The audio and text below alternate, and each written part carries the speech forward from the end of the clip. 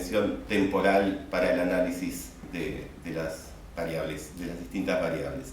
En el caso de los PISA longitudinales como este, lo que permiten es observar las trayectorias educativas a lo largo del tiempo, mientras los chiquilines van creciendo, y por lo tanto obtener mejores descripciones y explicaciones más potentes sobre los fenómenos de interés.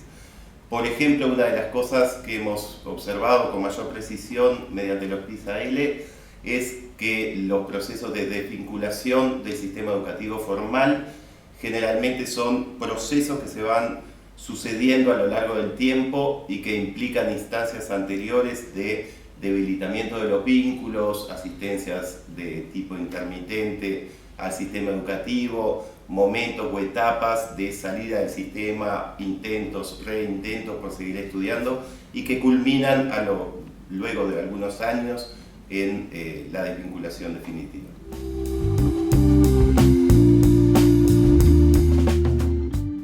El estudio llega a una serie de conclusiones, en particular podrían resaltarse en relación a las trayectorias escolares, que es el foco del análisis, 4 o 5 aspectos.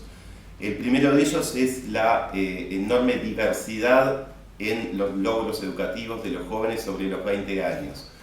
Básicamente podríamos decir allí, del total de los muchachos que hicieron la evaluación PISA en el año 2009, hacia los 20 años un 15% no había logrado acumular un solo año más de estudio en la educación formal.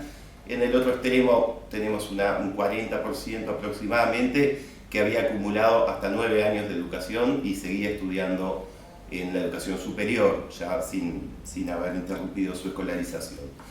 Luego tenemos un 80% de la corte aproximadamente que logró empezar la educación media superior o segundo ciclo, y un 40%, números redondos, que logró egresar. Esta es una cifra bastante preocupante. Recordemos que el país se ha propuesto duplicar los egresos en educación media superior y estamos bastante lejos todavía de completarlo. En cuarto lugar, encontramos un conjunto de factores que claramente están fuertemente asociados con los logros educativos.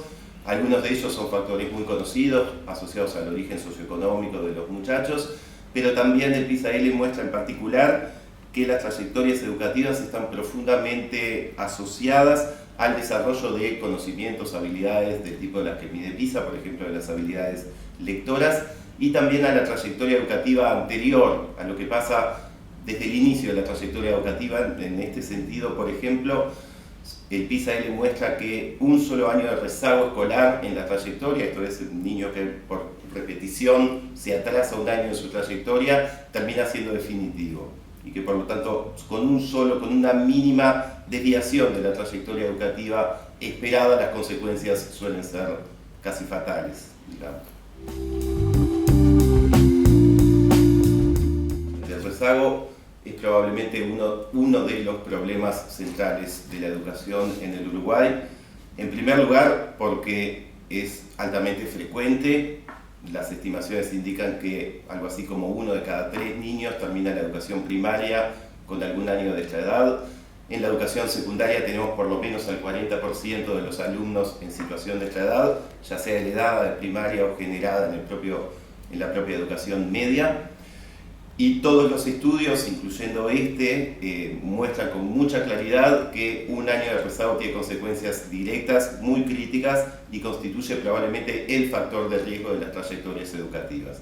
Generalmente el rezago en términos de progresión por los años está íntimamente asociado al rezago en el desarrollo de competencias. Tienden a coincidir.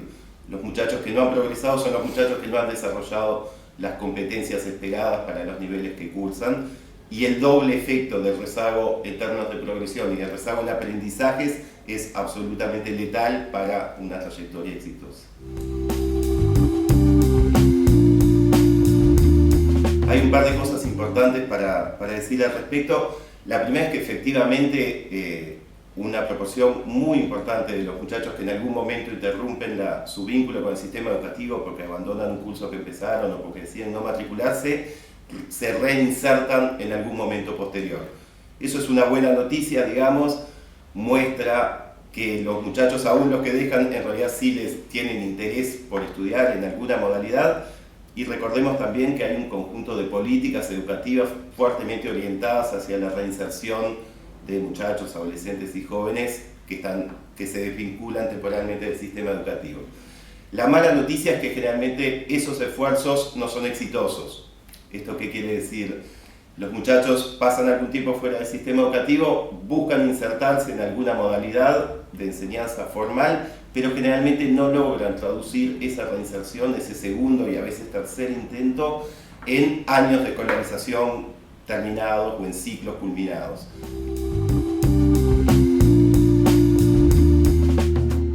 Es difícil extraer recomendaciones directamente de un estudio, de una investigación de este tipo. Sí surgen de los resultados algunas orientaciones generales para ir pensando en términos de políticas educativas y demás. La recomendación que surge de las conclusiones es que hay que intervenir antes en las trayectorias educativas. Esto implica que aún las políticas de educación media necesitan de muy buenas intervenciones en etapas anteriores. Yo diría desde el inicio mismo de la trayectoria inicial, primaria, común, etc. Todos los resultados del PISA-L muestran que cuando esto no sucede y comienzan a haber desfasajes, ya sea en términos de que los alumnos no avanzan en los grados porque repiten, o sí avanzan pero no aprenden todo lo que deberían aprender, las consecuencias que estallan, digamos, en la educación media son bastante importantes y todos los segundos esfuerzos de ajuste, de mejora, de reinserción son muy poco eficientes, muy poco eficaces. Es necesario hacerlo, pero no tienen eficacia. Por lo tanto, todo indica que hay que actuar en la educación media, pero además en paralelo antes. La segunda cuestión que yo señalaría es que hay que volver a situar la importancia que tienen los aprendizajes en el sistema educativo formal. Es cierto que la educación tiene otro conjunto de objetivos que son muy relevantes y probablemente cada vez más heterogéneos, tiene una serie de demandas que cubrir que son cada vez más heterogéneas, pero los aprendizajes deberían estar en el centro porque ese es el cometido específico de la educación formal. Y porque estudios como este lo que nos indican es que si los muchachos no aprenden independientemente de lo demás, no van a tener trayectorias exitosas, no van a poder progresar y culminar los ciclos educativos.